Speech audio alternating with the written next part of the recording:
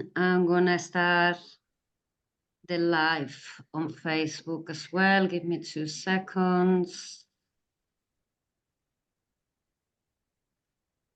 Austin Powers is in the house. Nice. I've still never seen that. Is that any good? John, is that a good movie? Hey, isn't that something to do with, sorry, you probably must be for this one, Wayne's World. Isn't there a connection? Yes, Yeah, I it is. apologize. Yeah, the number of people who used to come up to me and say that over and over again. We're dating ourselves, John, because I'm pretty sure everyone else on this call is like, what the hell are they talking about? But yeah, there was I think the movie was called Wayne's World, right? It was Mike Myers, the same guy who's Austin Powers. Cool, It was his awesome. fame, the original. I've never seen that movie, honestly. When I was a kid, No. I didn't watch any TV and movies, so I sat at home and played with my dog all day. And it was a great life. It's so much better than the kids get today. Like, people need to get off TikTok and play with their dogs more. And Wayne, also we'll screen share the couple of websites that you've asked. So whenever you want them on, just say and I'll screen share it. Yeah, my pleasure. I mean, I was just gonna ramble as I usually do. So Yeah. you can tell me. I heard you're okay at rambling, and we've met our match. I'm okay at rambling. I'm okay. Can I do sometimes? Can I ramble first? But I only want to ramble for 5 minutes, and it will make sense, my ramble, because then it's going to be over to you and Rose. Right. So the idea of tonight, Solly, could you put up a picture of Barry Horn? Solly. Anyway, while Solly's doing the original idea for tonight, it's St. Patrick's Night. Happy St. Patrick's Night, everyone. And it's the 34th. It's the 34th anniversary of a big raid that we did here. So 34 years ago, I was busy looking after the aftermath of the raid. 82 beagles. And you know what we did? We took 26 rabbits because we knew that the attention would be on the beagles, but we wanted to make it about all animals. But we know that it's beagles that break people's hearts. It's often dogs that become the ambassadors. But we made sure that we took rabbits as well. And getting the rabbits was more difficult. It was nearer the security. And do you know what, Wayne? Very strange. The rabbits made more noise than the dogs. How is that? It's because they were in metal cages. And when we had to drop through the roof, they got really concerned and they were banging their metal cages and they were right next to the security. But we made sure we got the rabbits just so people knew it was about all animals. So that was 34 years ago. So tonight I was going to do some storytelling. My mum and dad are Irish. It's St. Patrick's Night, and I come from a tradition of storytellers. But when I found out about your incredible case last week, when the case was dropped, just as you're about to make the argument, you'll tell people I was like, why don't we just bring it up to the rather than me tell them old rambling stories about 34 years ago, let's bring it up to date today. And that's why you and Rose are here to add that. So it's Barry Horn's birthday, St. Patrick's Day. He always had Solly, could you put the picture of Barry up? Technical glitches. Barry was born on St. Patrick's Day, and he always had an affinity for the Irish people. And Barry was on this raid. I remember Barry died on a hunger strike.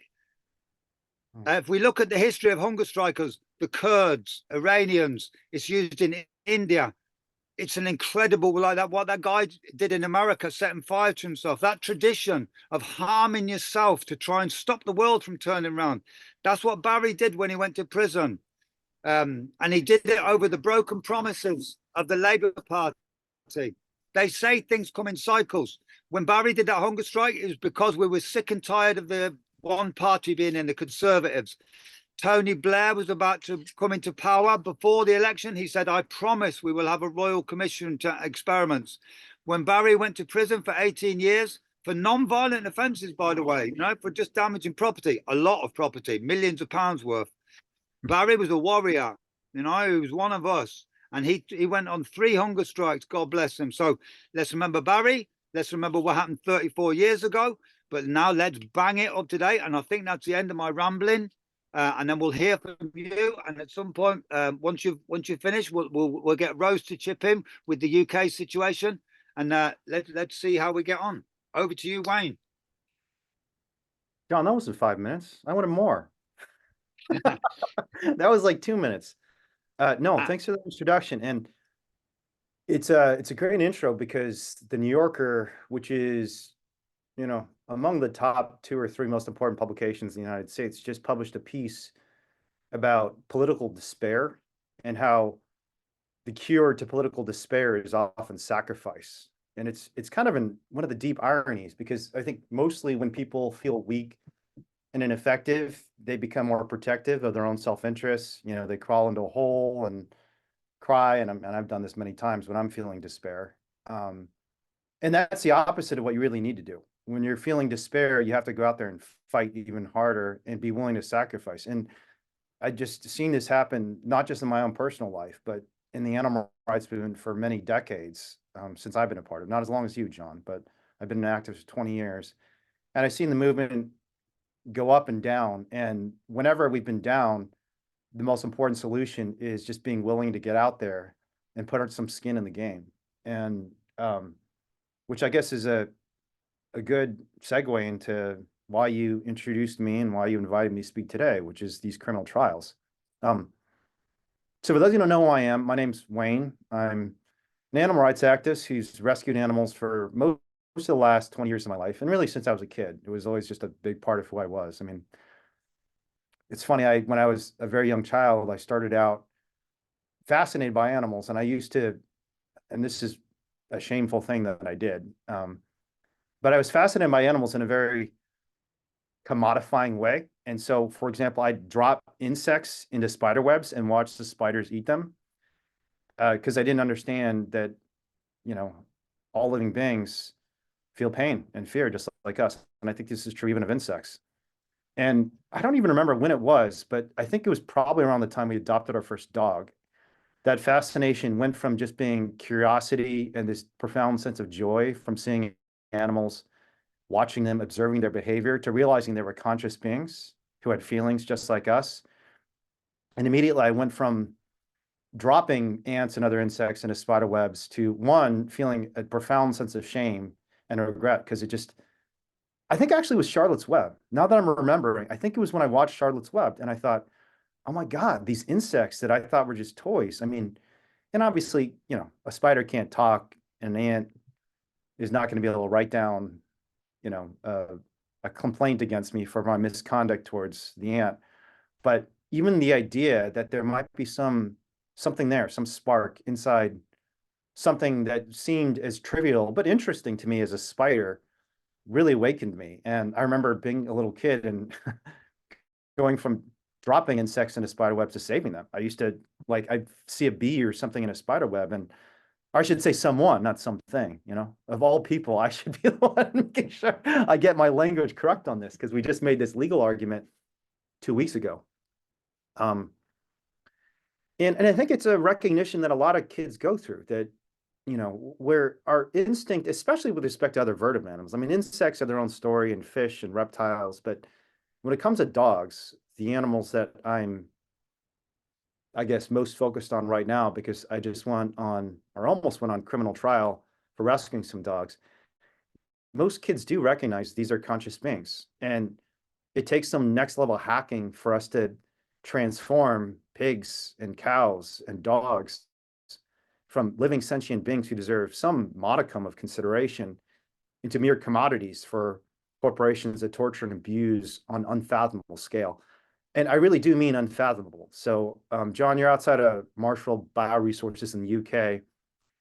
This is the largest vivisection breeding facility in the world. Or I should say it's the largest company. I don't know if the facility where you are in the UK has as many as their facility in the United States, but it's certainly tens of thousands of animals, including tens of thousands of dogs being produced for experiments that are hard to even believe are real. So, I mean, the thing I was reading about this morning before I sent out a newsletter, for example, was these experiments that Merck has been trying to perform on beagles, where they inject animals with rabies. And for those of you who don't know, I mean, I think most of us have some basic understanding of how bad rabies is. It's a terrifying disease. But terrifying really just is the tip of the iceberg.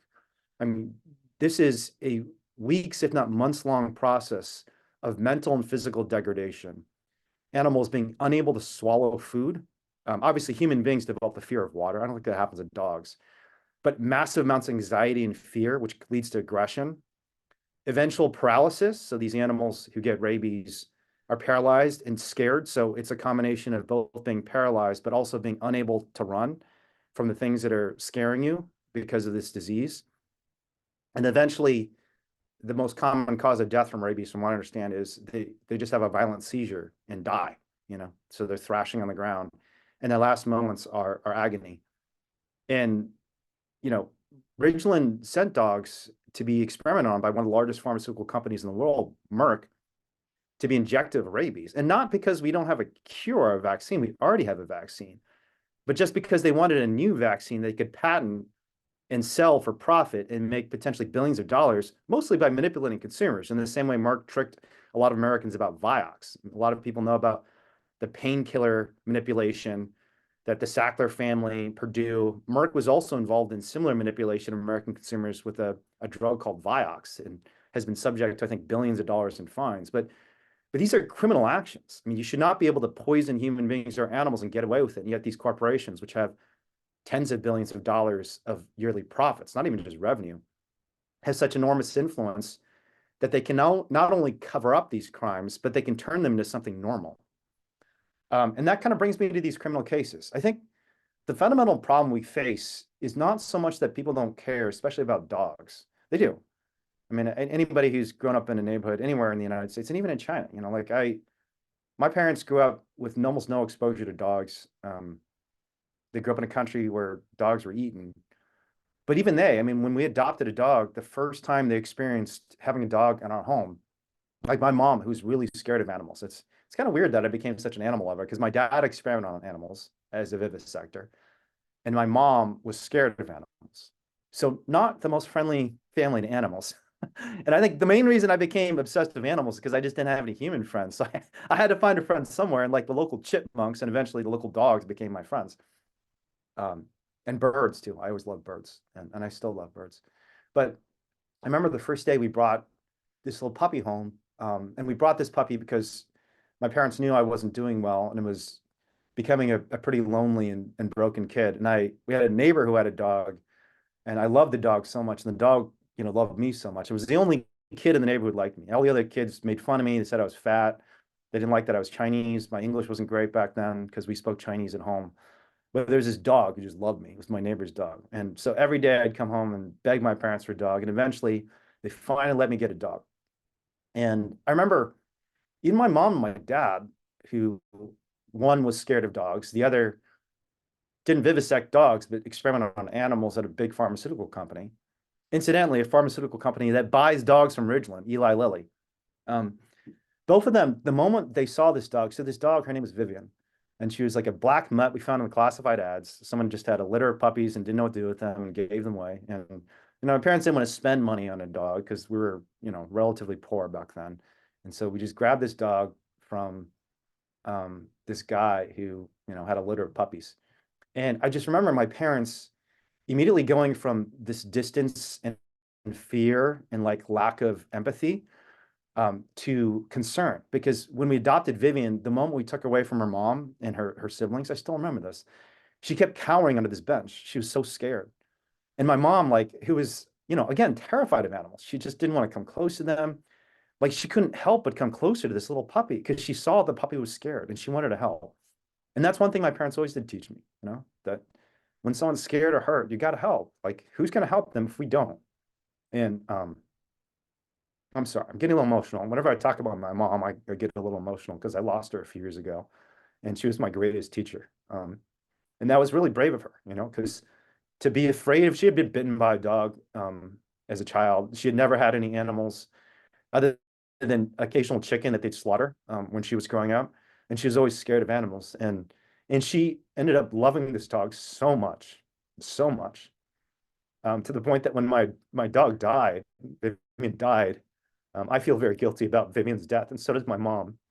She cried for weeks because she just felt so guilty about the way we treated her in the first couple of years of her life, because we didn't let her in the house. We kept her in this little laundry room on the side of the house. And so for the first 2 years of her life, she wasn't part of the family. And my mom felt deep shame and regret about it. And always said, I can't believe we did that to her. So my point, it was a long tangent, is that everybody cares about animals. And yet everywhere animals are being tortured. And I've called this an animal cruelty conundrum. How is it the case that, even people who are involved in these industries often say, like in Ridgeland, like the owners of Ridgeland apparently have dogs at home. And they talk about how much they love their dogs. And they literally are torturing 6,000 dogs every year. At the same time, they come home to their own dogs and, pet Fido on the head and say, I'm going to take care of them. And the most important concept that we're trying to change in our activism and in these legal cases is the idea of normalization. So there's been so much written about what normalization means. And, there's a lot of great historical work there's a philosopher named Hannah Arendt who wrote this book called Eichmann in Jerusalem. It's about how the Holocaust happened. And the Holocaust is one of the most disturbing, but also historically significant examples of normalization, where an entire country of otherwise good people engage in atrocities against people because it became normal. But one of the things Hannah Arendt found when she was looking through Adolf Eichmann, and Adolf Eichmann was one of the principal leaders of the Holocaust. I mean, he personally was responsible for the murder of at least thousands, probably hundreds of thousands, maybe even millions of Jews and other marginalized peoples, just because they were different. And one of the things she's found that was fascinating when she was witnessing this trial, because she went to Jerusalem and listened in on the trial, she also gave access to all of Eichmann's journals throughout the entire World War II period. And the thing that she found most remarkable about everything was how normalized the violence was. It was not some like extreme thing that Eichmann thought he was doing. He was not like getting amped up and super angry and then going and killing people every day. It was just a job. And so he'd be writing in his journal about, and this week we have a target of 25,000. And last week we didn't hit our target. And if I'm going to get my promotion, I have to do better. And then you think, oh yeah, he's like, he's making widgets or something. And you realize, oh no, he's talking about killing people. He's talking about killing people. And it's become so normalized. It's like manufacturing widgets at a factory, And the same thing is happening at places like Ridgeland. I had some conversations this week with a couple of officers about what's happening at Ridgeland. And it's unimaginably cruel. Like, you have animals going psychotic and anguish from life in a cage. The beagle we rescued was not just blind, but we observed her for approximately 2-hour time period. I didn't watch her the entire 2-hour time period, but a significant part of it, because I take a look at her, go shoot and take video of other situations, and then come back and take a look at her again. And over that 2-hour time period, and we have video to prove this, so this is not even remotely an exaggeration, but for literally 2 hours, every time we see this poor little blind beagle, she is spinning frantically in a cage to her right only. Like she didn't even understand how to turn left. You have to ask yourself, how psychologically broken do you have to be to spend 2 hours? I mean, I can spin for like 15 seconds and I get dizzy and I want to stop. This dog was doing this for 2 hours and was doing it so much that she had forgotten how to turn left. It is now 7 years after the rescue, almost to the day. We rescued her in April of 2017. It is now March of 2024. It is almost 7 years to the day. And 7 years later, anyone who interacts with Julie will tell you she still spins and she still struggles to turn left. Because for her first year of her life, every moment of her life, she lived in fear and anguish and anxiety.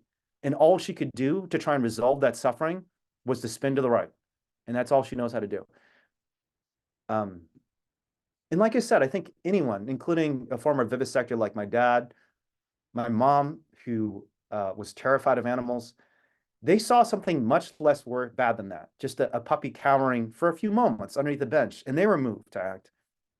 And when I have confronted the authorities in Wisconsin, which has animal cruelty laws, which are clearly being violated left and right, when I've confronted the animal cruelty authorities in the state of Wisconsin about this, what they routinely say over and over again is, well, this has been bureaucratically approved.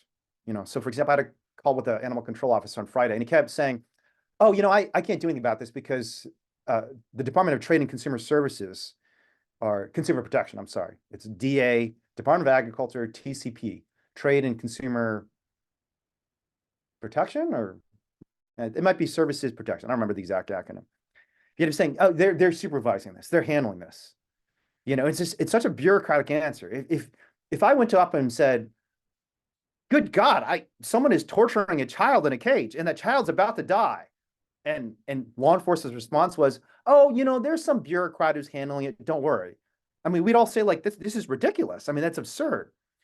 But that's only because the abuse of children has not been normalized. For this guy coming to work every day, and for everyone else in our society, we're told, oh, this is just normal. I mean, don't worry about how you're responding emotionally or personally or psychologically. Don't worry about how bad it seems, because some bureaucrat's handling it. And bureaucratization, Max Weber wrote about this, you know, in his work about organizations and the Protestant work ethic. Bureaucratization is a problem that comes from scale. It's when we depersonalize our own experience and relationship and feelings because we're part of a bigger system. And it's necessary in some ways. Like, anyone who's been a part of an organization that's larger than 10 people, you've got to create some rules. And if every time you have some disagreement or rule conflict, you start from first principles and you have to start over and figure out what to do, it's kind of hard to manage, even 10 people, much less, you know, 8 billion people, or in the United States, 300 million people. But the problem is when those rules, which are among the most important institutions or systems around us, are no longer aligned with the things that actually matter, when they're favoring some bureaucratic process over the anguish and torture of a sentient being trapped in a cage, something has gone profoundly wrong with those rules. Those rules are broken and no longer worth defending or subscribing to or respecting in any way. But as human beings, we're just not used to challenging those rules. We accept them for the most part. And, you know, this is an activist group, so a lot of us probably are a little more inclined than the average person to challenge these rules. But to be blunt, I am not that sort of person. I'm not an activist inherently. I am the sort of person who follows rules. And I don't think that's necessarily a bad thing. I think cooperation requires us to get along. And when we agree to a set of rules, we subscribe to them. We stick to them. But, and this is the huge and gaping hole in not just animal cruelty law, but democracy and constitutional republics across the world, sometimes those rules are specifically engineered to benefit the powerful over those who have no power. And that's fundamentally what we're trying to challenge in a court of law. So John talked about rescuing animals, and rescuing animals is an important and vital tactic for its own sake, because if nothing else, you save the one life you've saved. But what I want to challenge all of you to do is think about how that act of rescue can challenge these broken rules, right? Because the rules are ultimately what dictate the future of human civilization, the future of this entire planet, because we are the apex predator of this planet. I wish we weren't the apex predator. I wish we were the apex caretakers, and I think that can be our future if we change the rules. You know, I've compared it to genetic programming. The rules of our society, the systems in which we live, are sort of the DNA of human civilization. And if the DNA is bad, the species will die. If the DNA is good, the species will flourish and survive. And we need to reprogram our DNA. And one of the beautiful things about open rescue is it combines the immediate and individualized urgency of a single act of rescue that is very easy for most people to understand. You see a dog spinning in a cage, you take her to the vet, you give her to a family. I actually really wanted to adopt her myself. I loved her so much, and she still loves me, I think, I hope.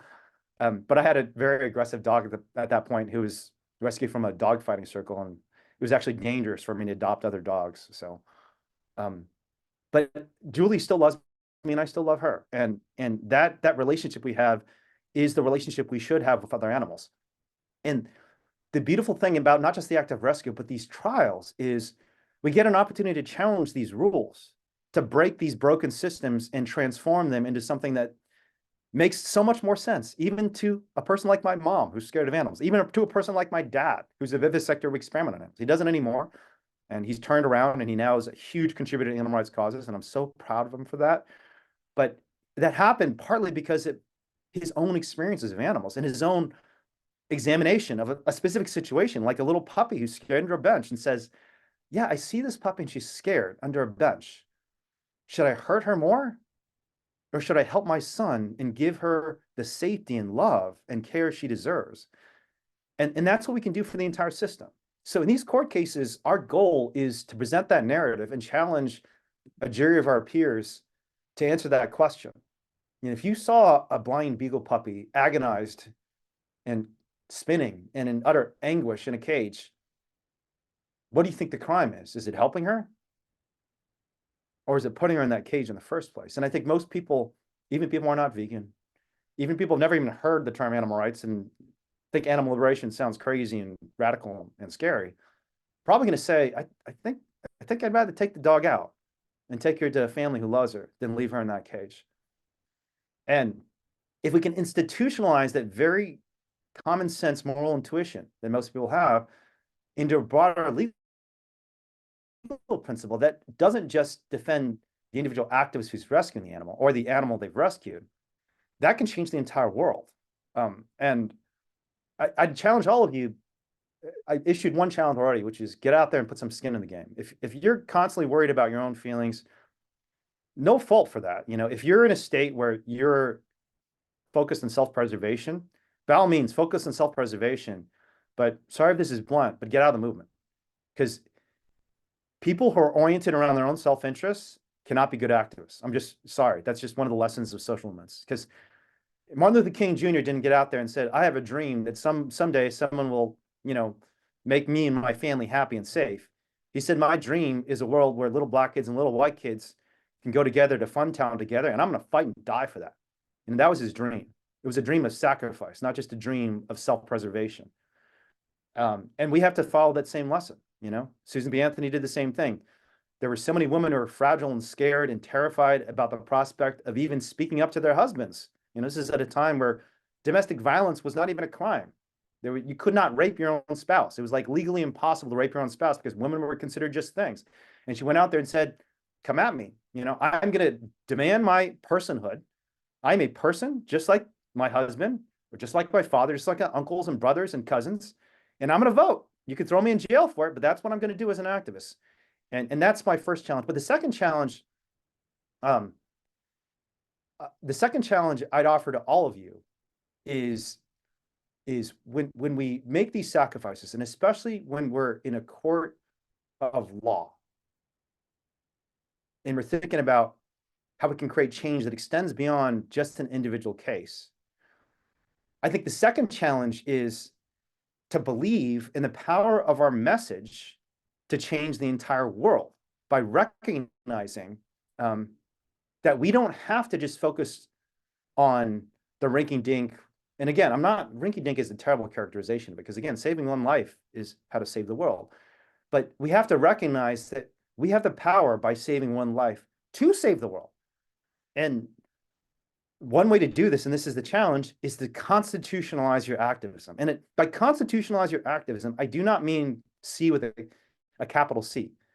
By constitutionalize your activism, I mean that every nation and every organization, every family has a constitution of sorts, a set of fundamental political principles that we decide together are more important than any other. In the UK, you have the Magna Carta, which, was signed, hundreds of years ago, that gave citizens basic liberties. It wasn't just the king who could decide what to do. There were things like, I think habeas corpus, for example, was invented after the Magna Carta. And we always need to think about how is the action I'm taking generalizable to a principle that can save all the animals and that should inform all of our political and legal and moral judgments, right? What is the bigger systemic importance of the action I'm taking, right? And I'll take the challenge myself. The reason we rescue these animals is because we have a very specific theory, a constitutional theory. And now I'll use a capital C regarding the US Constitution, which everybody in the United States agrees this is the most important political and maybe moral document in our nation's history. And everybody on both the right and the left, the Democrats and Republicans, they all swear an oath to the Constitution. They all talk about how much they love the Constitution. There's a lot of criticisms of the US Constitution, and I'd agree with most of those criticisms. But there's also no question that no matter what you think, this is the founding document of this country. This is the thing that ties us all together. And this is the thing that our actions show demand animal liberation, because the Constitution itself in the United States says under the 5th and 14th Amendment that no person may be deprived of their life and liberty without due process of law. And these cases our central defense is that animals are persons. And if they are persons, even for the purpose of an emergency situation, we're entitled to take a spinning, tortured dog out of a cage, then the logic is irresistible. They are also persons for the purpose of the right to life and liberty. And I'm not saying that specific theory is the right one for the UK or for Italy or any other country, but the point is we need to make sure we see that bigger picture. Too often, even if we're sacrificing, sacrifice is important. And I said, that's my challenge, sacrifice. Don't just focus on your self-preservation, but go out there and put some skin in the game. But that sacrifice will be wasted if you do not see the bigger vision and picture. And movements that succeed always have that bigger vision, that constitutionalization of their activism. And they understand how their act of sacrifice fits into that bigger vision, which is a beautiful, powerful vision. Our vision of the world is a world where every single one of these dogs is taken out of the cages, no longer has to cry in fear, no longer has to be afraid every moment of their life, no longer has to spin in a cage because they're free, because they have families that love them, because they're no longer crying out in fear and pain. They're crying out because they have family they love. And that's what Julie does every time I go visit her. She cries because she's happy, not because she's scared. And we just want that for every living being. We won't get there in 1 year, maybe not even 100 years. We won't get there at all unless we have that vision and a strategy for getting there. So I've gone pretty long. I told you I can ramble a long time, John. So I'll probably just stop there and just remind you all of these two challenges. One is put some skin in the game. I'm totally down with, and I genuinely mean this, I'm totally down with trying to address microaggressions and making safe spaces and all these things, but not in activism movements. That's not what the movement is for. The movement is for centering others, not ourselves. And I've tried to live that lesson myself, and I fail a lot. I'm a selfish person, just like most of us. I think there's this Buddhist concept of anatta that talks about how we're all selfish in the sense we can only feel our own pain. Like I can't feel your pain. I can't feel Julie's pain. And I wish I could, because it made me a better activist. What we can do is challenge ourselves to get closer to that Buddhist principle of enlightenment where we feel all beings' pain, not just ours. But the second challenge is constitutionalize your activism. See the bigger vision and the bigger system, and see how your act of sacrifice fits into challenging that bigger system that's the ultimate root cause of all this violence and suffering. And I'll end with that. Okay. I want to say a few words, and then I want to pass it on to Rose. But before I do that, Wayne, could you just tell us something about, because I was thinking while you were talking, you talked about the normalization, the banality of evil.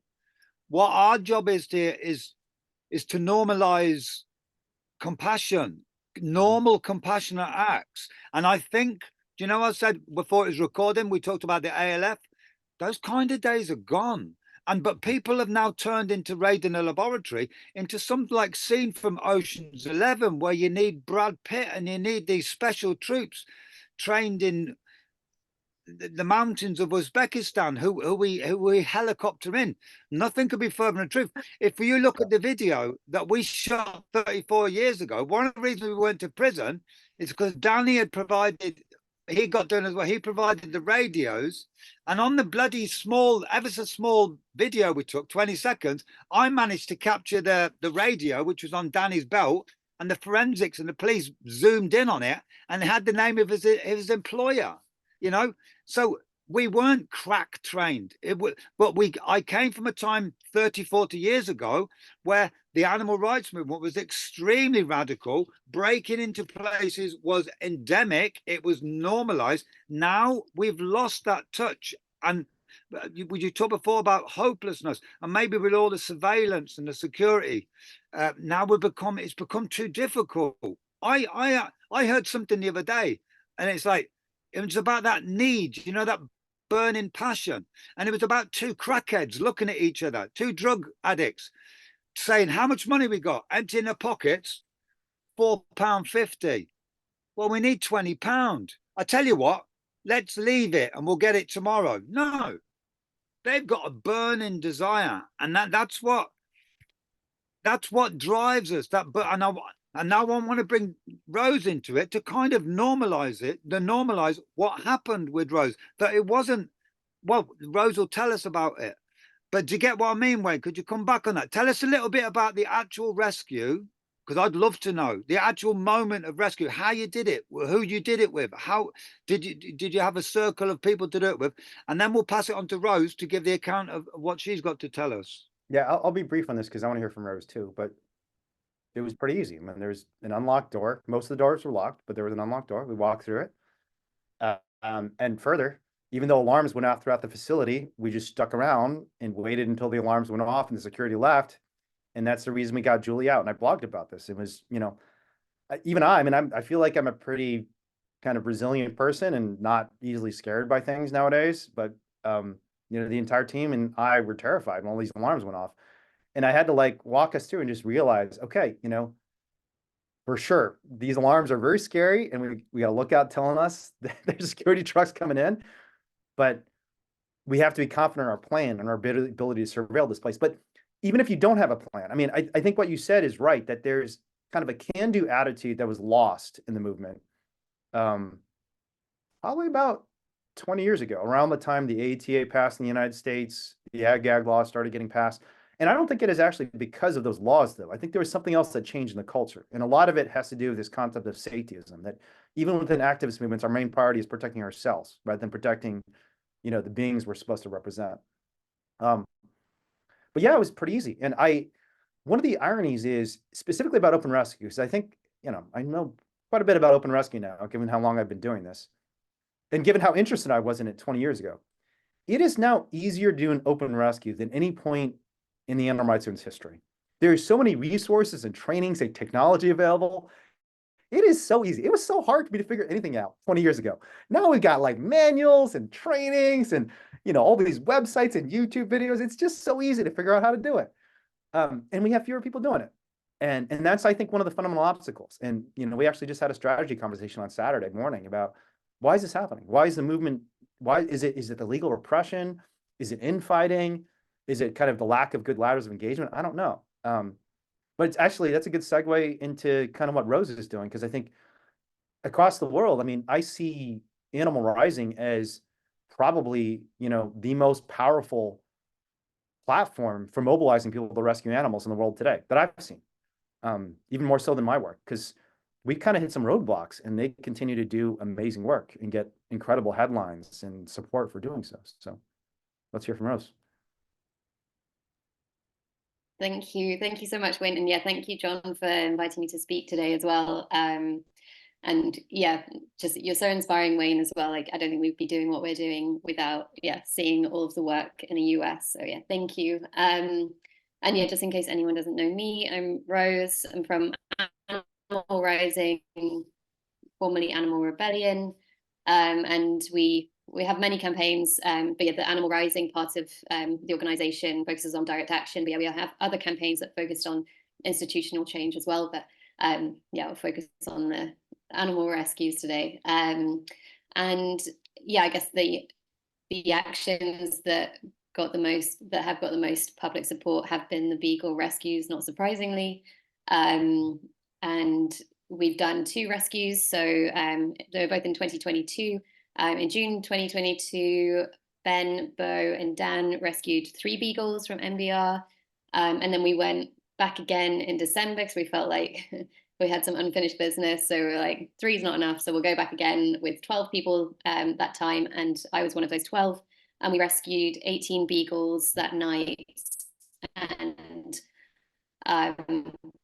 plus there was Love and Libby, who were the 2 beagles that the police intercepted, myself and someone else, whilst we were basically in the middle of the rescue. We were basically just kept going until the police got there, basically. So we wanted to get as many out as possible. And then that meant that, yeah, they took Love and Libby from us, but at least they had a chance to get out. But yeah, in the end, they were sent back to MBR. But yeah, the first rescue, the charges, just to update people. So when there were 3 beagles, with that case, the charges were dropped almost immediately. Although just last month, the 3 rescuers were called back for voluntary interviews with the police. And so, yeah, they had to go back and that might be reopened. So we're kind of expecting that case to be reopened. And then with the rescue on the 12th, in December, with the 12 rescuers, those charges were basically still under investigation. They keep pushing back bail. It's been 15 months now and they still haven't charged us. So now they have until June to make a decision. So we should find out in June whether or not we're going to court. And I know part of the strategy was to take animal testing to court, and we're kind of like, bring it on. Like, we want to go to court. It will be a Crown Court trial, we expect, if it's burglary. So our theory was that if we're put in front of 12 of our peers and basically the general public would be supportive and find us not guilty. But yeah, we'll see what happens. So obviously we'll keep everyone updated on those cases. And yeah, do you want me, I was thinking about going straight into like kind of the planning or advice on anyone that wants to do this, but did you want an account of what happened that night as well? Is that helpful? I feel like people might know, but maybe not. Yeah, I think a little personal account of how it felt. And before you go into like describing how you did it, which is the fascinating bit, Wayne sort of agreed that there's something that's missing from our movement that used to be there. But let's deal with what's here now. There's no point like nostalgia, the good old days. That's very boring. All I can tell you is every single day, people write to us at Camp Beagle. We're a small team by the side of the road. Let's get the dogs out. I'm up for it. And it's like we're in this impossible loop because we can't arrange it. Going, come on then, I'll meet you on Tuesday night over the phone and meet complete strangers that you've never met before. We used to meet each other face to face all the time, and we don't so much anymore. So I'd love to know just a little personal anecdote of how it felt to rescue a dog and how you organized it. I just want to, before you start, I just want to add one. I said before about the drug addicts, the 2 drug addicts. How much have we got? 450. Oh, I tell you what, let's leave it till tomorrow. No. How about this for burning desire? And I don't know if you were there, Rose, but this is what Dan told me about the when they took the 5. Wayne, check this out, right? That evidently it wasn't the most planned raid, which I love, kind of thing, because the best made plans of men go awry. They'd gone in the night, but they'd sort of half done something the night before and then left and thought, let's go back and get some dogs. We can do this. But this is what I want to tell you, right? And I'm here now. Things didn't go quite well, the drop off and this and that and that. They are on the other side of the fence, Wayne, and they've got security guards looking at them. They haven't got through the hole yet, right? They haven't made a hole yet. They've got security guards on the. This is the strange bit. They can hear police sirens because there was a distraction demo. They can hear police sirens. If I'd have been with them, I'd have said, come on, let's get away. But they decided whatever happens, you said about the sacrifice or the pushing yourself, whatever happens, we're going to go. We're going to have a go. And they haven't even got through the fence yet, and they can hear police sirens. And I don't know how they did it. Maybe Rose can tell it. And they went in and they got 5 dogs, even though they can hear the police sirens and they haven't even got through the fence yet. If I'd have been with them, that wouldn't have happened. I'd have dragged them away saying, you're mad. Let's come another night. But they had that burning desire that night. And that's the all important thing. Over to you, Rose. Yeah, so on the first rescue, it was a bit complicated, the whole story, but basically we went one day, I think it was the 19th of June. We had the original plan. Actually, this hasn't been to court yet. I'm trying to think how much I can say. Anyway, so there was an occupation on the 19th of June, and basically it was just an occupation, a big banner drop, and that was that. And then we all went home, or some of us were arrested, and we all went home. And then the following night was when Bo, Ben and Dan went in to rescue the 5 beagles. And there was a distraction at the front gate. So the gate that John showed you at the beginning, Wayne, we had people sitting on top of that gate basically with ladders at the top. So the gate couldn't be opened at all. And so that prevented the police from driving into the site. And at the same time, while that distraction was happening, that's when the actual rescue happened. But I couldn't give you much more detail than that because I wasn't there for the actual rescue part. But when I went back in December with the others, I guess I'll go into the or like what to do or how to plan one of these. But yeah, it was just months of planning basically. And the feeling, I don't know, I don't feel nervous on actions. There's this weird, I don't know, I go very calm, and then it's almost like everyone's telepathic and no one seems to be speaking, or I don't remember people speaking, and we're all just, things are happening. And I had an angle grinder to cut the fence, but it broke, and then we're slowly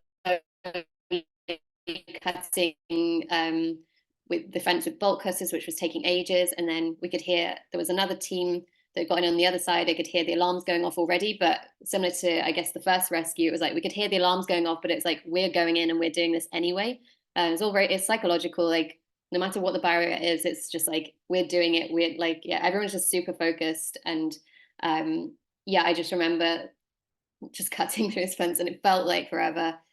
Finally made a hole in the fence, crawled through, ran to the shed that we said that we were going to. The door was already open by the other team, so they'd come in, they got in just before us. And then it was just climb into, it was actually, I just remember the shock actually of, because I'd never been inside. I'd seen them from the occupation, I'd seen the puppies through the like vents and through windows and things. But when you actually went in, there was like, just like, I don't know, it like hit me, and it was like really bright lights and the smell, and just like hundreds of puppies in so many pens, just like on this long shed. And yeah, I just remember like it hitting me, and like for a second I like paused, and then it was just like, okay, but we've got to do this. And then there was someone inside a pen passing puppies over and over and over again, and everyone taking puppies, putting them in their bags, and then just getting out. And it was yeah, it was just, yeah, I don't remember people speaking at all. It's really weird. And then there was a bit of chaos because there was security. We knew there was going to be security on site. As you know, they're like, it's 24-hour security.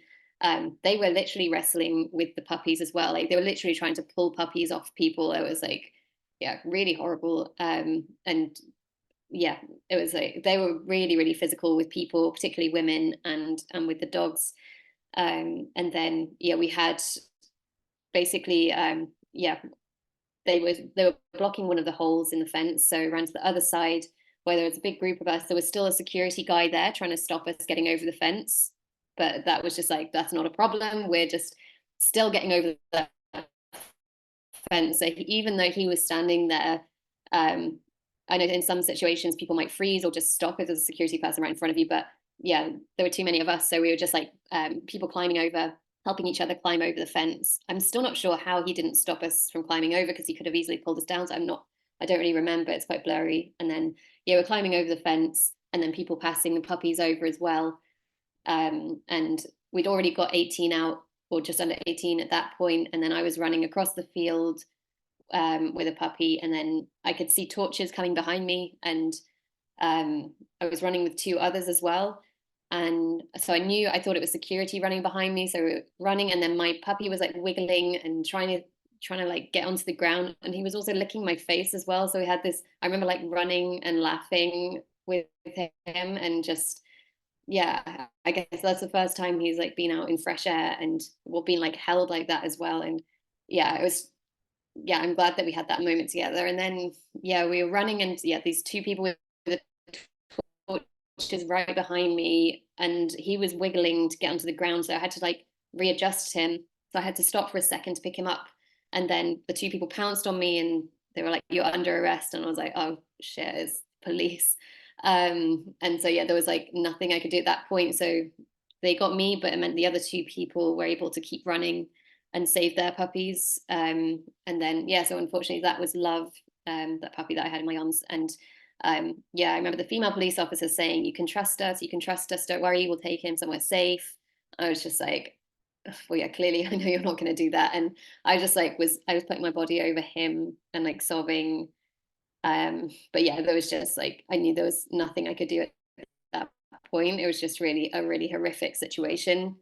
And yeah, I wasn't sure I didn't know if any puppies apart from those two that I'd seen get away. I didn't know who else, if any, had been saved. So yeah, it was just like a really horrible moment. So then they walked me to the police car, arrested me, and put Love in another car, and I could see him sitting with a police officer and like playing with her and stuff. It was just really horrible to see that.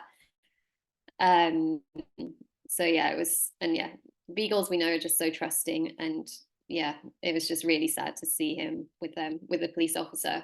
But then later I found out, yeah, we'd saved 18, and yeah, I just know that we did everything we possibly could, and at least we gave them a fighting chance to escape. And yeah, no regrets at all. But yeah, it's just like, yeah, that was heartbreaking, that bit. But then yeah, I guess, yeah, I've been speaking to John.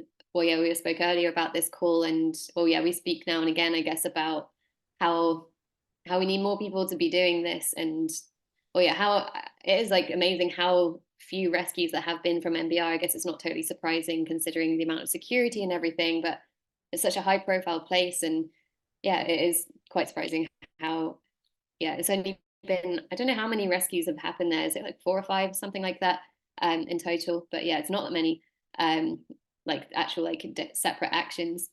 And yeah, I guess like John's been saying as well, there's just not enough action in the animal rights movement. And I do think it is just, yeah, all you need, I don't know, I don't think I'm anything special. It's like you just need some drive, and I guess, yeah, a positive outlook, and believe that you can do something as well, because yeah, it's just yeah, it's literally just dedication and drive, and just like it's all in your mind. Everything is in your mind. And yeah, maybe try some visualization. But yeah, it's just like, if we say that we're going to go and do a rescue some beagles, then it's like that is what we're going to do. And yeah, it's not easy. It's a lot of hard work as well. You can't just, like John said, you can't just show up one day and just be like, yeah, we're going to go in tonight or whatever. It's just like, it doesn't happen like that. You're not going to be successful. So it takes like a lot of time planning to organize.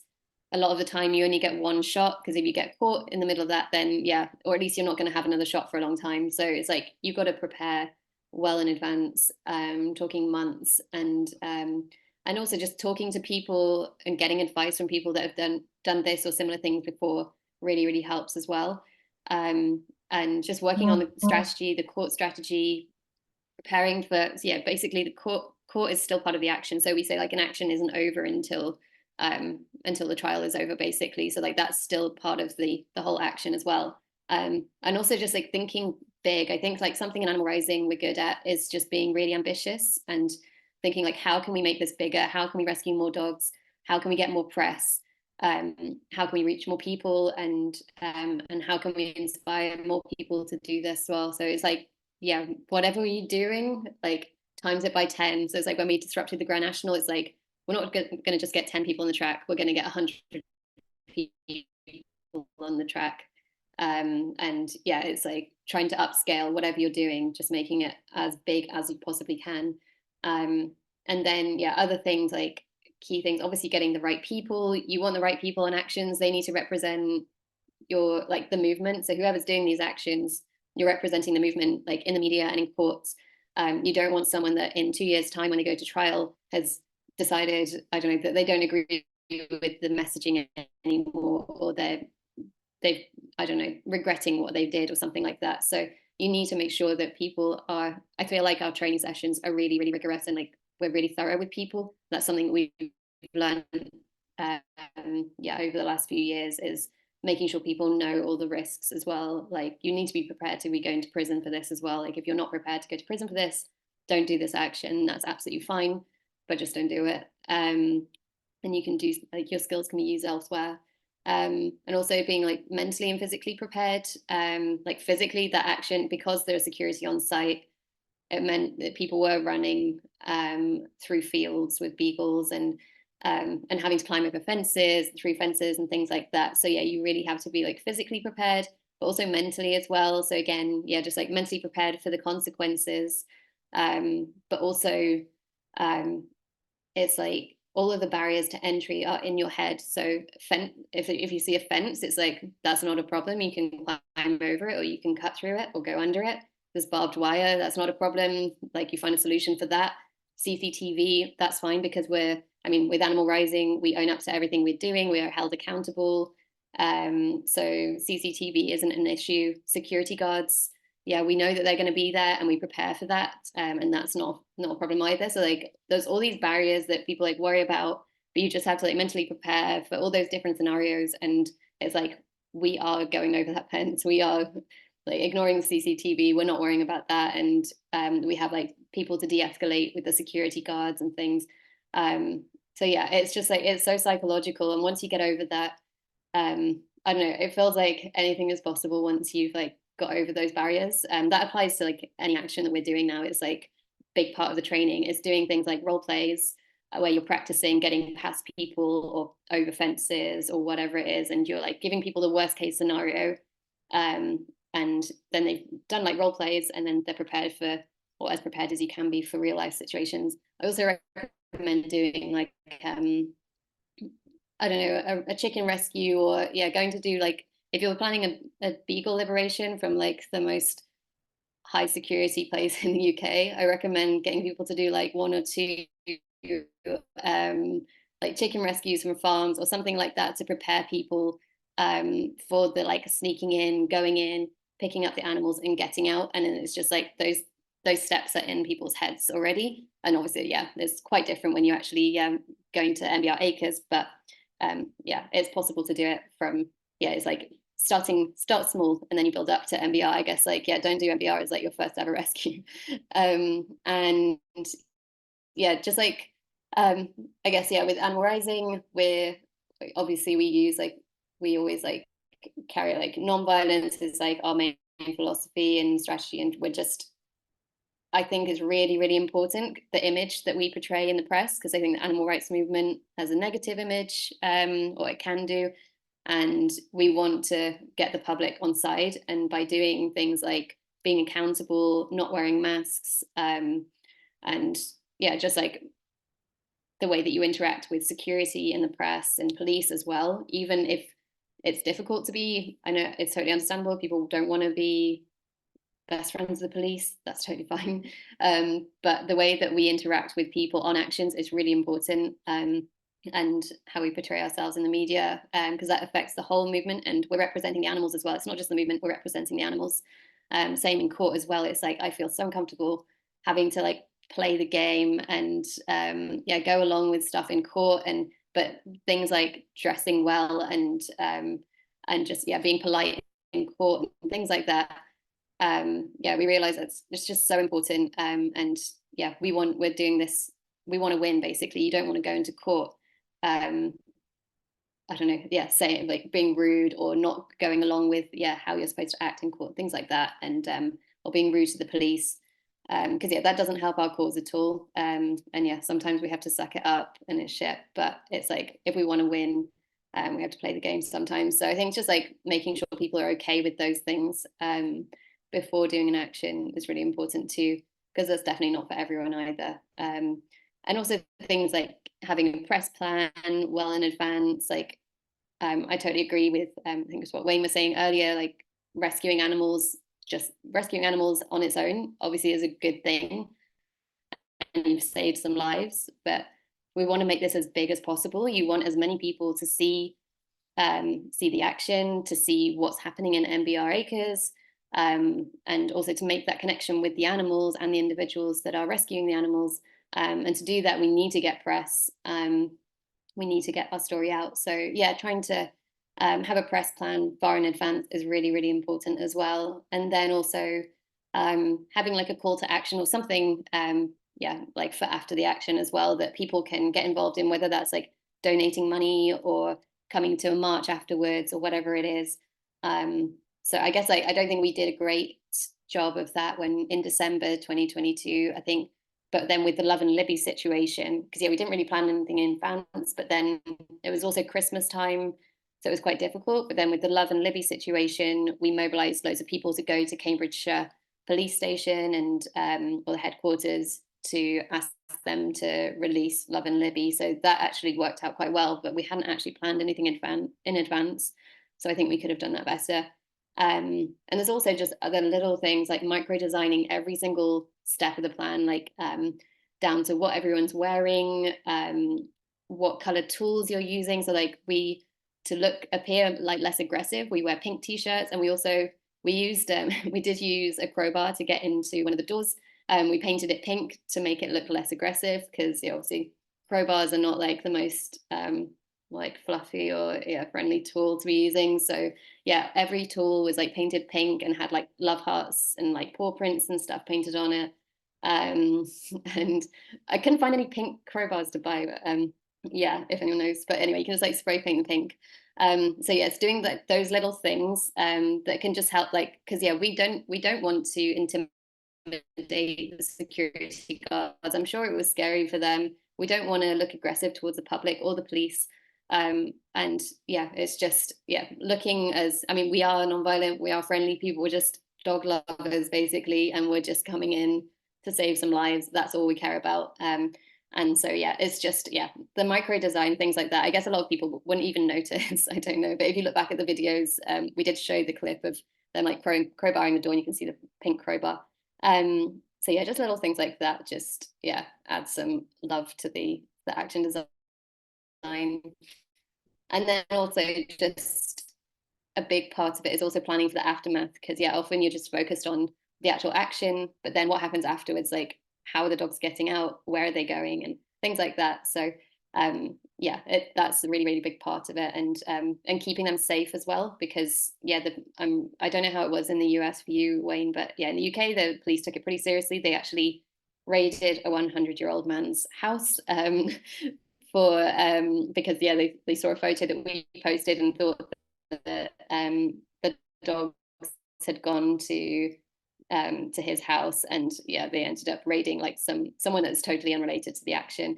But yeah, they were definitely trying very hard to find the dogs. But yeah, so I think that's pretty much everything. And also, the last thing is like something always happens that we never planned for. There's like always something that you don't think is going to happen, like the Love and Libby situation. So yeah, I guess just being prepared for anything, and being yeah, adaptable to any situation. But yeah, I guess best thing that people can do is just gain experience by joining, whether it's Animal Rising or some other organization, and Common Actions. I think that's the best thing people can do, and then start organizing your own, because yeah, we don't have enough people doing it. But yeah, John, go for it. Yeah, right. We've been on the go for an hour. Let's try and keep some focus here now, and like let's go for like 10 minutes or 15 or as long as we want. But let's start to hone it down.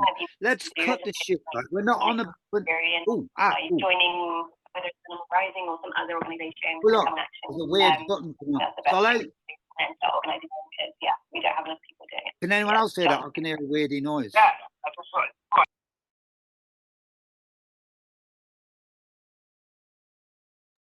You have to unmute yourself, John. Oops. You got me now? Yeah? Right. Okay, there's a couple of things. We've been on the go for about an hour now, but I just wanted, let's hone it down. Let's keep this focus. Because what I want to happen from my heart of hearts, and I'm not on about causing criminal damage. I'm not on about going to workers' houses. I'm not on about doing damage here. I'm talking about liberation of animals who are in serious trouble. I'm talking about from my heart. I want there to be more raids on this place. Now, Animal Rising, it's kind of unfortunate that we kill a billion chickens. Not it's gone. When back in the day when I first started in the 80s, the figure used to be Wayne saying he's got to go. Wayne's got a jib out, but that's sound we've had from Wayne, and this is going to plan. Hopefully, a lot of you here, like let's stick with it. I beg you, stick with it, because to me, this can be some of the most important points. We've had the interesting talk. Now let's hone it to getting the job done. Can I interrupt you, John? I want Please. to, before Wayne goes, I would like to share what he's asked us to share. Wait, I think it's here. Hopefully I get it right this time. No, I think I can see him. I think our team member Jeremy can help out with that. I don't know if Jeremy's still on the call, but yeah, it was an amazing conversation. Thanks to Rose, to John, everyone involved. You're all amazing. But yeah, I'm sure here. I'll be in touch with all you soon. So, but yeah, I've got We've got a lot Thank planned for you. tomorrow night. Thank you, Wayne. It's been amazing to have you. Thank you very much for sharing your wisdom and your stories. Yeah, my pleasure. My pleasure. We'll do it again sometime. Okay. All right. Bye, Yeah. everybody. Thank you. Wayne asked us to, Wayne and Jeremy asked to share this website from Direct Action Everywhere about the right to rescue, which I personally think it links quite well between what John, I'm like John, I come from back in the day when we used to break into places with the balaclava in the middle of the night, trying not to get caught, which is very different from this other approach of open rescues. But I think we are in a movement, and every movement grows and moves and changes with history and with what is happening around us. And I think there was a time back then to do it as we were doing it, undercover, trying not to get caught. And now we have got to a point in which now we can actually say, no, these animals need rescuing, and it is all right to rescue them. So I think I really like this idea of promoting the right to rescue. You want to say something, Jeremy? Yeah, just that we have this website set up. It's righttorescue.com. You're showing it right now, but righttorescue.com/Ridgeland. And if you see, there's instructions for calling, emailing, and there's also sample social media posts. We're hoping to make a big splash tomorrow on March 18th. That was supposed to be the first day of the trial.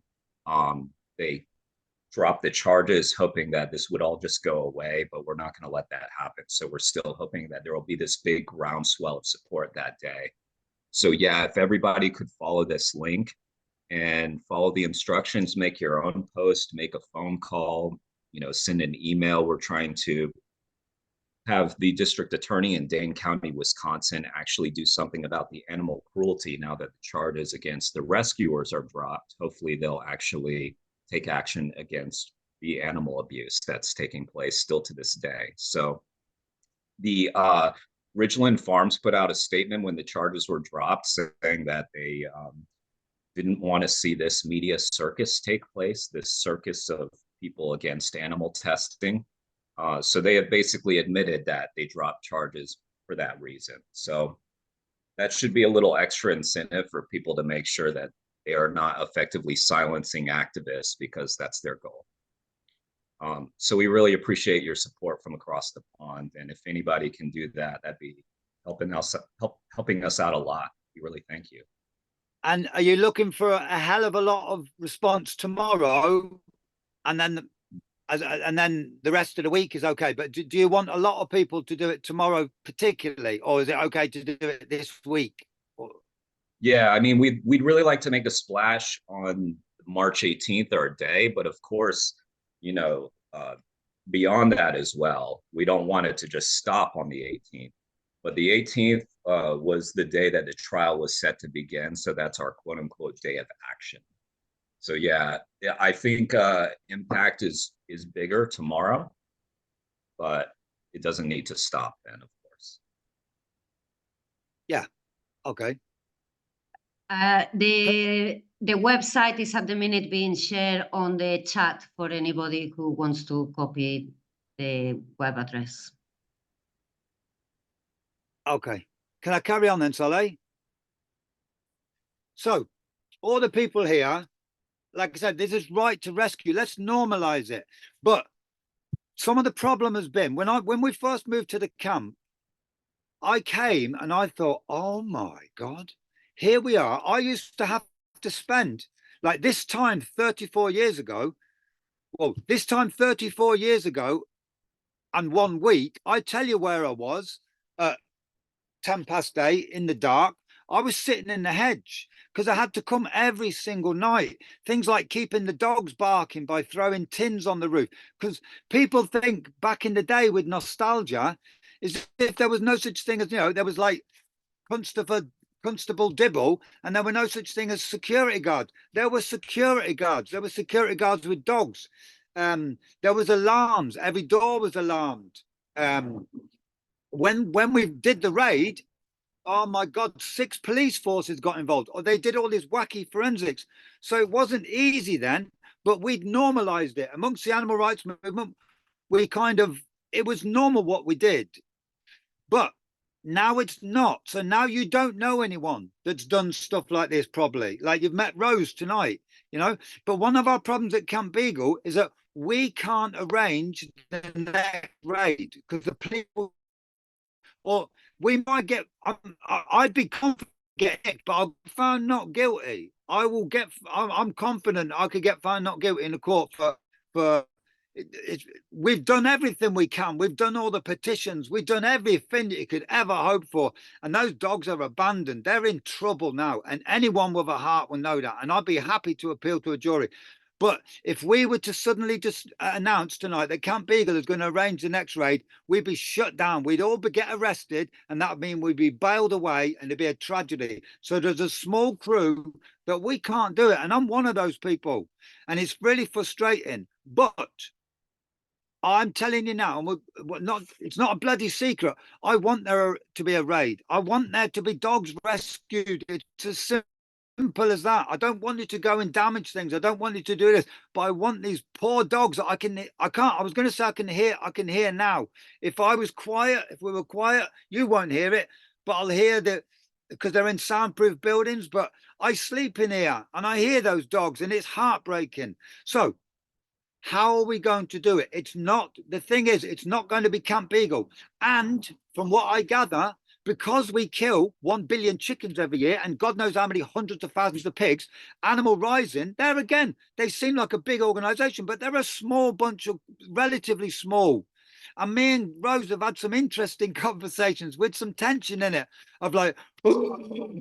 And then she tells me about 9 billion chickens as well. I mean, 1 billion chickens. So how are we going to do it? My only proposal here is that we've got a book launch, for example, next week with Tom Harris. If you're interested, if you've joined tonight because you're interested in getting the dogs out, come to the camp. Come to the book launch, meet other people who are like-minded. We can't, it looks like we can't rely on Animal Rising because as far as I understand, they're busy with some other project, which Rose won't be able to talk to you about now. As we talk tonight, it's not on the active plan that they're going to come next week. It's going to be, we're going to have to get encouragement from Animal Rising and do it. The people that want to do it are going to have to find each other. And it's not going to be Camp Beagle that organizes it. We can make cups of tea for people. Come and speak. I'll do one more rant because I can feel myself getting angry, and then we'll leave it open to maybe some questions. Look, let's keep going till half. We've got 15 more minutes. Let's keep some focus. We've had so much nonsense said about Camp Beagle. I'm so proud of it. Wayne talked about the sacrifice. Man, me and Emma are here now, man. And the amount of people, Solly's there in Madrid. So much sacrifice has been made by the brilliant Camp Beagle project. It's been fluid. There's been different people. But we've had so much stupid things said about us that we're police informers. I've had, for example, for me, I'm a police informer. I'm a police grass. If we've sabotaged any attempts to get the dogs out. It's all lies. Anyone who wants some advice, come and speak to me at some point in your life. Let's not do it over the phone. We can do it over the phone if you want, hypothetically, but come and speak to me as a human being. And you don't have to sit in the fence to find out what time the security do this. I live here. So come and speak to me. And as long as you don't think I'm a police informer for some strange reason, honestly, that still gets said today. Come and speak to me. And then I don't know how to do it, Rose. You know, like without going through Animal Rising, I'm lost because once upon a time there was an animal rights group in every single town and we were all at it and we knew each other face to face. Now, all we'd know, I only know you lot from a screen.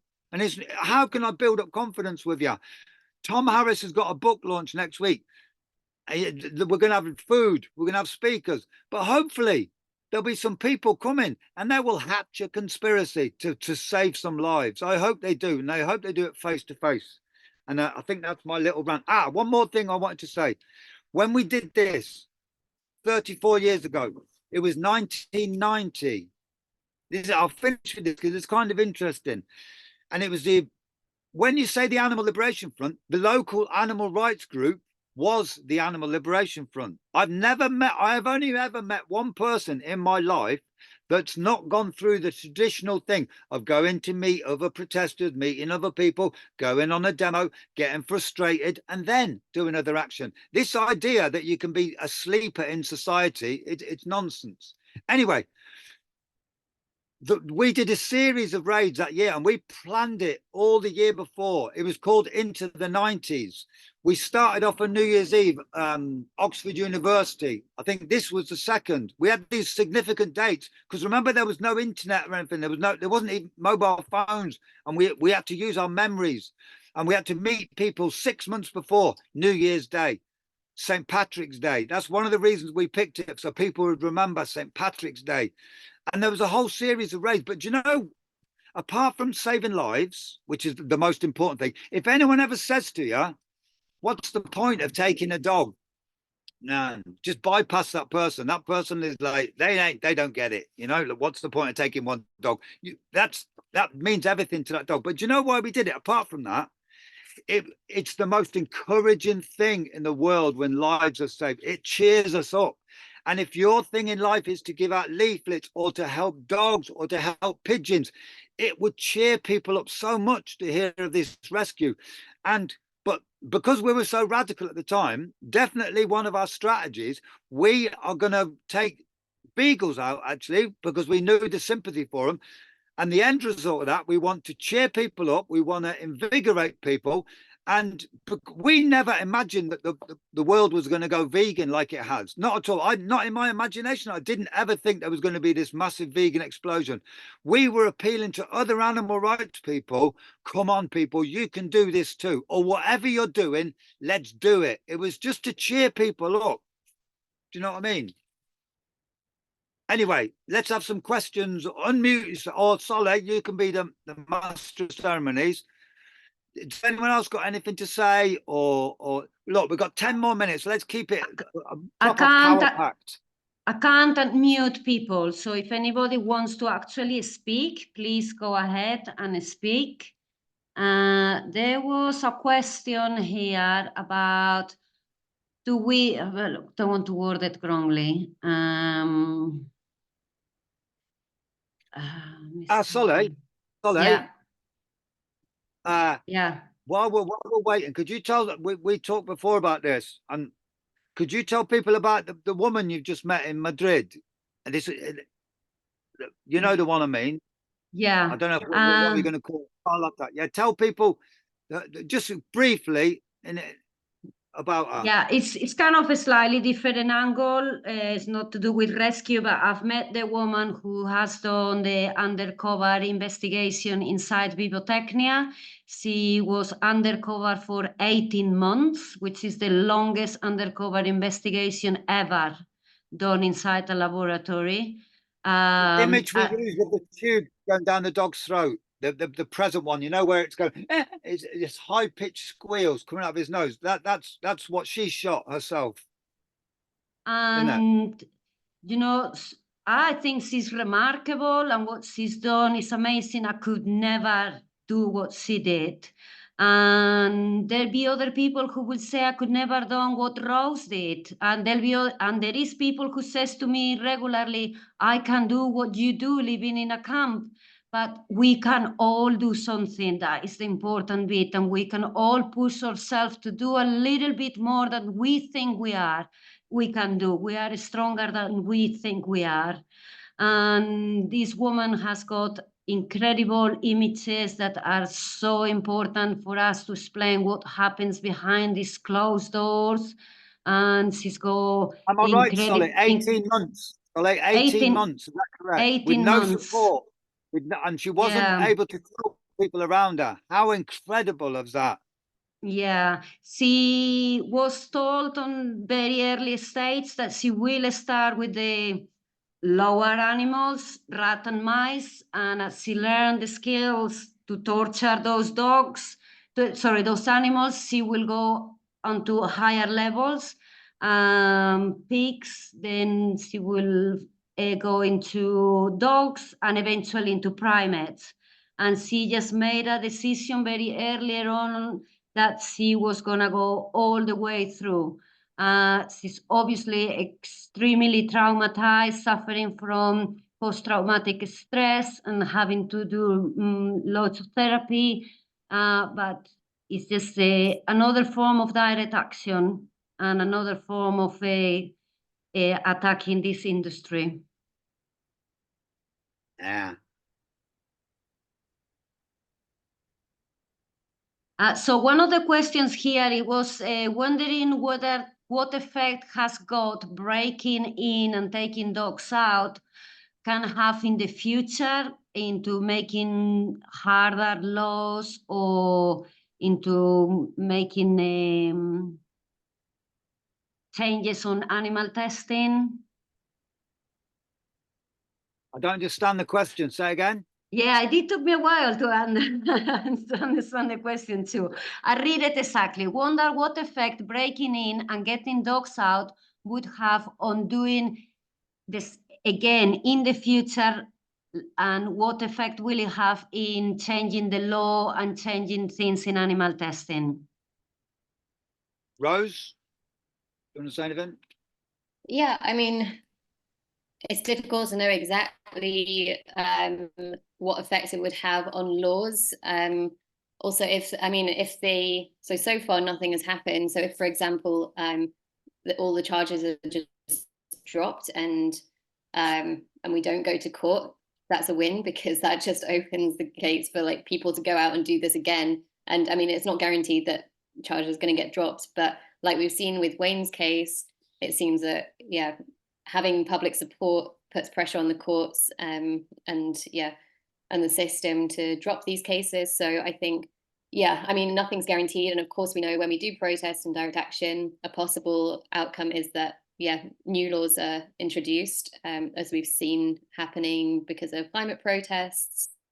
But that doesn't necessarily, I mean, I know, for example, Just Stop Oil, that's kind of what they expected. And they see that as just like part of this process is, yeah, knowing that the government may bring in potential laws that make it more difficult to protest. But I don't know, I think there are always going to be people that are willing to still continue to break those laws as well. And it doesn't necessarily mean that we shouldn't do these things or that, yeah, it's going to make it harder for us in the future. I think the main thing is getting the public on side. And it makes the state look ridiculous if they bring in these laws, giving like either harsh punishments or bringing in laws to make it harder to protest. Yeah, it's just overreaching from the state and makes them look more ridiculous, and then potentially brings the public more onto our side. But yeah, it could go either way, and I'm sure it also makes the public think that, yeah, we shouldn't be doing these things. But yeah, for us, it's like the key thing in these protests is reaching as many people as possible and shifting the conversation and like shifting culture and the way that we view animals. And the more people that care about dogs, then the more people are going to care about other species as well. And then the more likely people are to like go vegan and support our protests and things. So yeah, to me, of course, that's like a potential outcome, but it's not like, it doesn't necessarily mean it's a bad thing, or like, yeah, it's not like, yeah, it wouldn't. It's a very hard thing to demonize. It's impossible to demonize. In fact, I've never met a human being yet. Even the judges, when they sentence you, they get it. Everyone gets it. Even the vivisectors, even the coppers, everyone gets why this is done. Whereas if you're going to smash a window, you have to start having conversations and and you know, you have to justify it. It's a no-brainer. People get it, and it. So as a result of Rose, as a result of the first raid, they did crank up security. There's guard dogs in there now. There's securities with guard dogs. So it became a little bit more difficult to do it after that. But that's not a reason not to do it. So yeah, I've had 34 years. I've been able to tell people I went to prison for taking dogs out, and I've yet to come across a human being. Do you know what the knobheads you meet on a store, like, what are you doing this for? What about the children in Africa? Why don't you help them? Even though the most idiotic person understands why you took dogs out. I remember it's not true actually. there was one person, I remember being in prison, right? I was in Liverpool prison, and there was a smackhead, a heroin addict beneath me, and he was cold turkeying. He told me his story. It was terrible. His dad had died and he'd inherited the house. He'd spent all his money on heroin and he ended up in prison, but he'd spent all that money. He mugged an old age pensioner. And he was cold turkeying at the time. And then he asked me what I was in for. And I told him, taking some dogs out of here. And he's like, you fucking dickheads. Well, at least I got someone out of what I did. And I think he's the only other person I ever met that didn't actually get it. Every single other person. Anyway, look, let's have 5 more minutes. I would like to add to that response that yes, there is always an element when you do a direct action that you don't have control of what the final outcome is going to be. But I feel that when you do it with love in your heart and with especially when it's a rescue, I believe there is much more likelihood that it's all going to be positive outcomes. But yes, there is an element you don't know what's going to happen, but that's part of being alive and taking risks. Anyone got any questions? Unmute yourself. An interesting question from Andy Crisp. Should I answer that one? It just says in the chat, so it was like, how did you get to meet the other members of Animal Rising and how long before you trusted them to go into battle with them? And do you still want a trial? So yeah, I feel like, well, yeah, to answer the first part of the question, so I've been in Animal Rising for 4 years now. And so like lots of people, well, actually some of the people, yeah, I knew for a long time, but like a lot of people that took part in the action I hadn't met before. And in Animal Rising, we just have like radical trust for people. So like if someone, we often do open trainings and yeah, we don't have this culture of thinking that anyone's either an informant, a police, or journalists, even though that has happened just once. But yeah, the Daily Mail obviously came to one of our trainings last year. But yeah, there's no point. It's like so damaging to like this, like, yeah, not trust people. And obviously it depends on the action. So we have ways to, obviously we're not like completely naive and we know it's possible for people to infiltrate.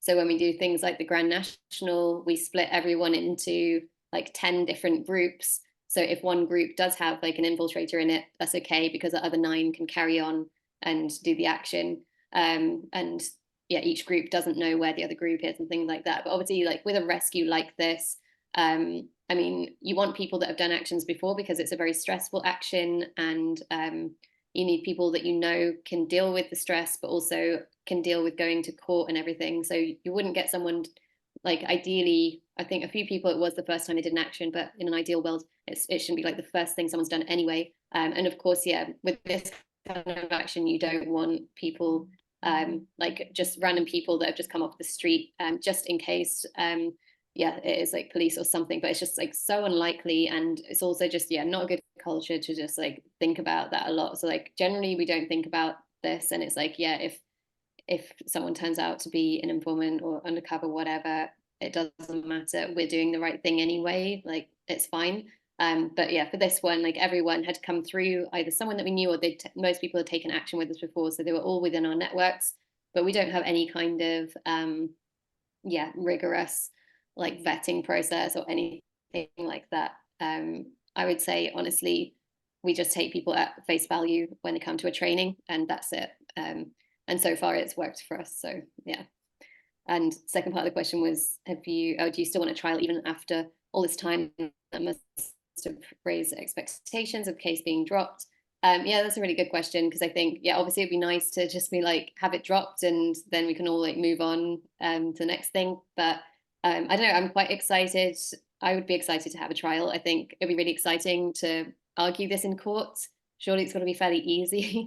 We've got the first, as far as I know, it's the first ever open rescue trial in November. So when myself and 2 others rescued 3 lambs from King Charles's estate last year, that trial that's going to court, Crown Court this November. So I'm looking forward to that one, and I think I'll feel the same if this goes to trial.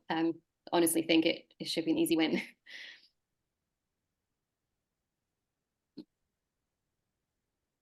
There is a couple of questions that are related. One is about whether security guards can actually touch you, restrain you, and somebody saying about the security dogs seeing it as the biggest problem. If anybody wants to reply?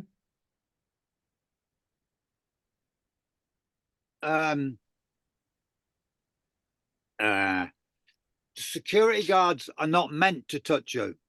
They're meant to ring the police. They can use some force, but as Rose is an eyewitness, you know, there was some of them what stepped over the mark. You can't predict, like you said, you could have a strategy. Imagine if your strategy was, it's okay, the security guards aren't going to hold of us. There might be some new ones or some we've had some right psycho nutter security guards. So you got to presume they're going to get a bit physical. You can hope that they won't, and that they'll just bring it. I know for a fact, this is a fact, they are given professional instructions not to touch you.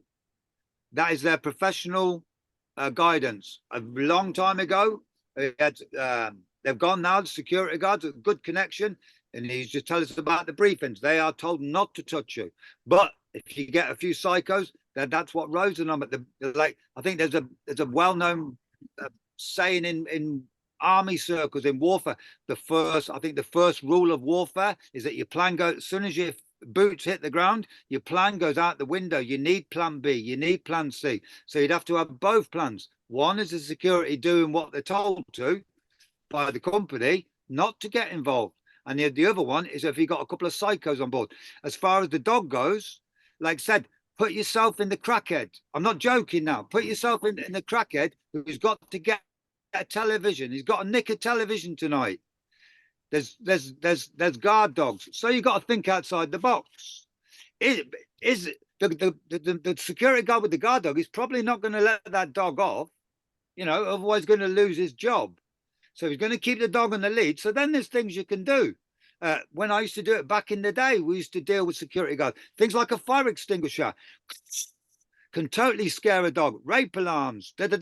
Think, but anyway, all this is speculation, and I'm sick and tired. That's why I'm pleased about this. I'm so, you can hear it in my voice. I'm frustrated about talking about this. I'm frustrated about people. Why don't we get a helicopter? Why don't we do this?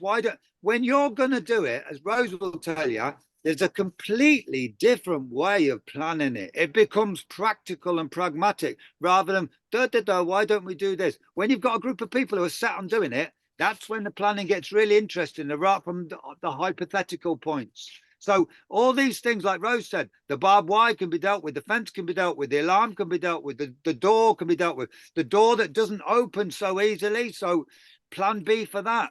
But you're going in, basically. You've decided you go in, so nothing's going to stop you.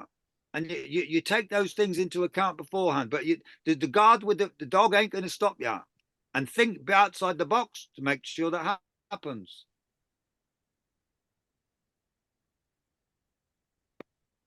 I think we can start rounding it up because we've been here an hour and 40 minutes.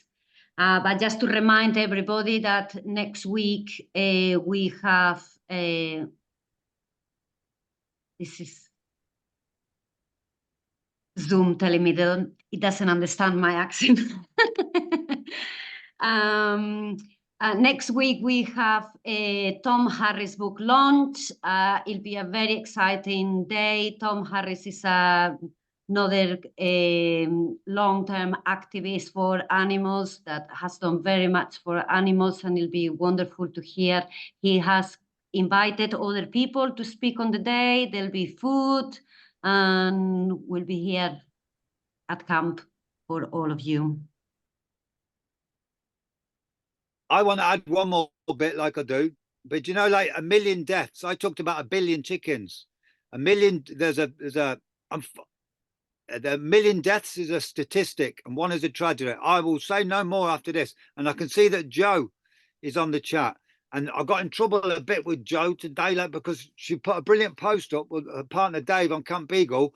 And it was of me giving a speech at Vegan Camp Out, but all you could see was my legs for the first 30 seconds. And I sort of took it down because of like, look, people have got no tension. They're not going to stick with looking at my legs. But I want to tell you the story that we were at Vegan Camp Out, and I'll probably cry now talking about it. And don't worry about me crying. People, why do people say sorry when they cry? I love seeing people cry here. It's the correct thing to do. So I'm there, and then I could hear Dave and Joe. They're like, oh my God, they said, come over here. And this man, because he talked about, he said, do you know John Curtin? Because he didn't know me. And he goes, he's over there. And he said he'd always wanted to meet me because he knew I was one of the people. They'd had one of the dogs that come out of here that night. And it was, I just burst into tears because he was telling me all these stories about the dogs, their personality and all the adventures they had. And it was just worth being born for. You know what I mean? To hear those stories of that one dog. It just meant absolutely everything. And you know, like when you go on a demo, when you do a campaign, it's all a gamble, really, of that's gonna happen in the future. The beautiful thing about taking part in the Liberation Raid, it's done and dusted. It's like it's worth being born for. And the stories that one individual dog, it was like it was a great moment. I felt, for a very rare moment, I felt kind of proud of myself. Do you know what I mean? Well done, John, sort of thing. You know what I mean? And well done to all of us that night who did it. And let's normalize it. Like that's what Rose and the Animal Rising want to do. Let's normalize compassion.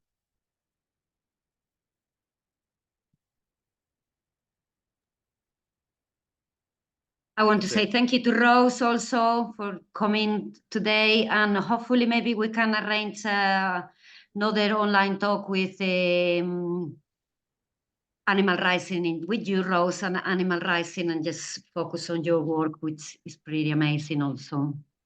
And thank you to Jeremy, which you've been amazing also helping to arrange the talk today with Wayne. And thank you to everybody who's come and joined us. Yeah, brilliant. Come to camp, come and have a cup of tea.